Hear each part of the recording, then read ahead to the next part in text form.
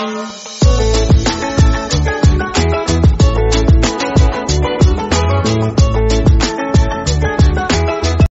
The lord. ప్రభువైన యేసుక్రీస్తు వారు ఈరోజు మనకు అందిస్తున్నటువంటి వాగ్దానం ఆదికాండము 11వ అధ్యాయం 6వ వచనం. వారు చేయదలచిన ఏ పని అయినను చేయకుండా వారికి ఆటంకమేమీ నుండదు. ప్రపంచ విభజన.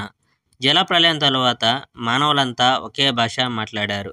ప్రజలంతా ఒకే పదజాలం ఉపయోగించారు. తూర్పు నుండి ప్రజలు కదిలిపోయారు. షినారు దేశంలో మైదాన భూమిని వారు కనుగొన్నారు. బతుకు తెరువు కోసం ప్రజలంతా అక్కడే ఉండిపోయారు.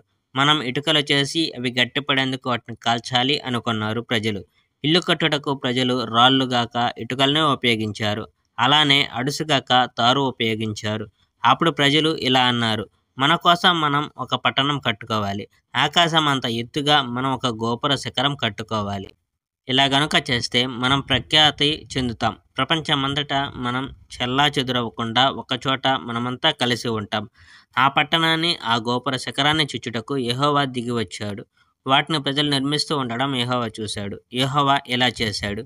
ఈ ప్రజలంతా ఒకే భాష మాట్లాడుతున్నారు. వీళ్ళంతా కలిసి ఉమ్మడిగా ఈ పని చేస్తున్నట్టు నాకు కనపడుతుంది.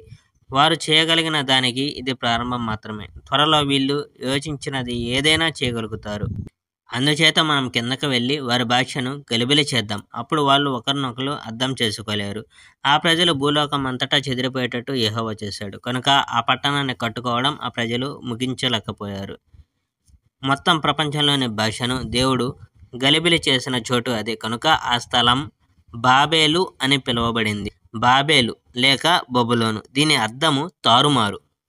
కనుక ఆ స్థలం నుంచి భూమి మీద ఇతర చోట్లన్నిటికీ ఆ ప్రజలను యెహోవా చెదరగొట్టాడు.